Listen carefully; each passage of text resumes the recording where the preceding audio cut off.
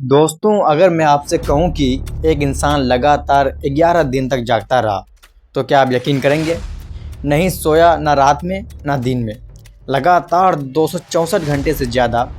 लेकिन असली सवाल ये नहीं है कि वो 11 दिन तक कैसे जागा। असली सवाल ये है, उसके दिमाग के अंदर आखिर चल क्या रहा था? क्या उससे हेलुसिनेशन होने लगी थी?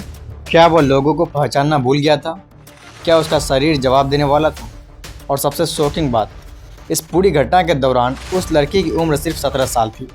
उसका नाम था रेडी गार्डनर, और उसकी कहानी आज भी स्लीप रिसर्च की सबसे चर्चित घटनाओं में से एक है। साल था 1964। कैलिफोर्निया में रहने वाला रैंडी गार्डनर उस समय सिर्फ 17 साल का टीनेजर था। उसने एक ऐसा एक्सपेरिमेंट करने का फैसला किया जो सुनने में जितना सिंपल लगता है, असल में उतना ही मुश्किल था। उसे देखना था कि एक इंसान आखिर कितने लंबे समय तक बिना सोए जाग सकता है। अब सोचिए, हम में से ज़्यादातर लोग अगर एक रात भी ठीक से ना सोए तो उसको सुबह सुबह या दिन में परेशानी होने लगती है। कोई भी काम में मन नहीं लगता है, उसका कंसंट्रेशन बहुत कम हो जाती है, मूड भी ख़राब हो जाता है। लेकिन रैंडी ने फैसला किया कि वो सिर्फ एक रात नहीं, बल्कि लगातार कई दिनों तक जागने की कोशिश करेगा। और इस एक्सपेरिमेंट को रिसर्चर्स भी ऑब्जर्व कर रहे थे। स्टैनफोर्ड के स्लीप रिसर्चर विलियम डिमैन और यूएस नेवी के डॉक्टर जॉन रोस उसकी निगरानी कर रहे थे। शुरुआत में सब कुछ सामान्य लग रहा था, लेकिन फिर नींद की कमी ने धीरे धीरे अपना असर दिखाना शुरू कर दिया। दोस्तों, यहाँ एक बेहद इंटरेस्टिंग बात है। जब इंसान सोता है तो सिर्फ उसकी आंखें बंद नहीं होती, बल्कि स्लीप के दौरान ब्रेन और बॉडी कई ज़रूरी रिकवरी प्रोसेस से गुजरते हैं।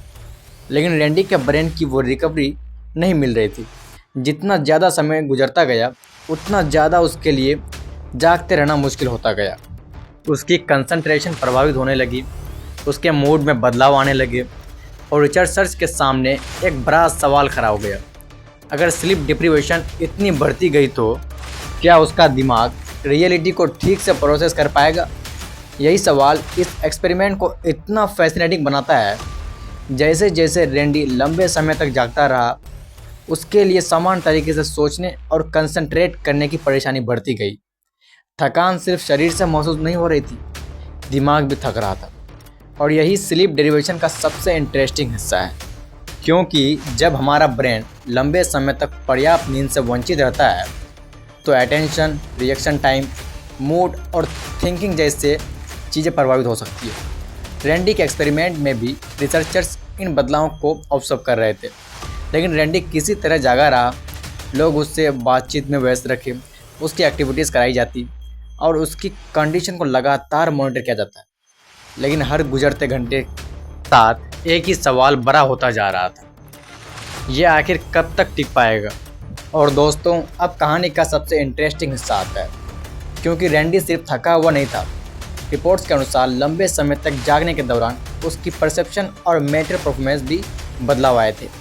यानी जब ब्रेन को लंबे समय तक स्लीप नहीं मिलती तो रियलिटी को प्रोसेस करने का तरीका प्रभावित हो सकता है। और यही वजह है कि स्लीप डिप्रीवेशन को साइंटिस्ट इतना सीरियसली लेते हैं। लेकिन फिर भी रैंडी एक्सपेरिमेंट जारी रख रहा था।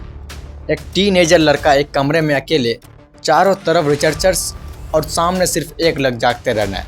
आखिरकार वो समय आया जब रैंडी ने लगभग 264 घंटे और 25 मिनट तक जागने का एक्सपेरिमेंट पूरा किया, यानी 11 दिन और 25 मिनट। इतने लंबे समय तक जागते रहने के बाद आखिरकार एक्सपेरिमेंट ख़त्म हुआ और रैंडी को सोने दिया गया।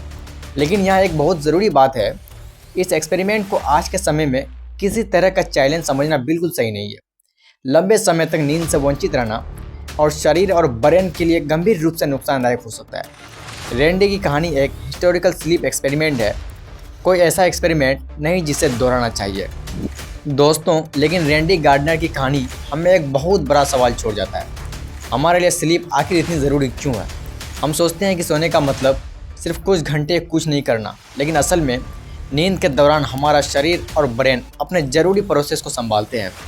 इसलिए जब हम लगातार नींद को इग्नोर करते हैं तो उसका असर सिर्फ हमारी आंखों का थकान तक सीमित नहीं रहता, उसका असर हमारी अटेंशन, मूड, थिंकिंग और परफॉर्मेंस पर भी भारी पड़ सकता है। और शायद यही रैंडी गार्डनर के एक्सपेरिमेंट की सबसे बड़ी सीख है। इंसान बहुत कुछ सह सकता है, लेकिन नींद को पूरी तरह इग्नोर करना कोई सुपर पावर नहीं है। तो अगली बार जब आप रात में आपको लगे कि बस आज नहीं सोऊंगा, कल पूरी नींद ले लूँगा, तो एक बार रैंडी गार्डनर की कहानी ज़रूर याद करना, क्योंकि नींद समय की बर्बादी नहीं है, कभी कभी वही आपके दिमाग की सबसे ज़रूरी रिकवरी होती है। और अगर आपको ऐसी रियल और अनबिलीवेबल साइंस स्टोरी चाहिए तो चैनल को सब्सक्राइब कर लीजिए, क्योंकि अगली कहानी में हम आपको ऐसे एक्सपेरिमेंट की बात करेंगे जिसे सुनकर शायद आप यकीन नहीं होगा और सच में हुआ होगा ऐसा। Thank you.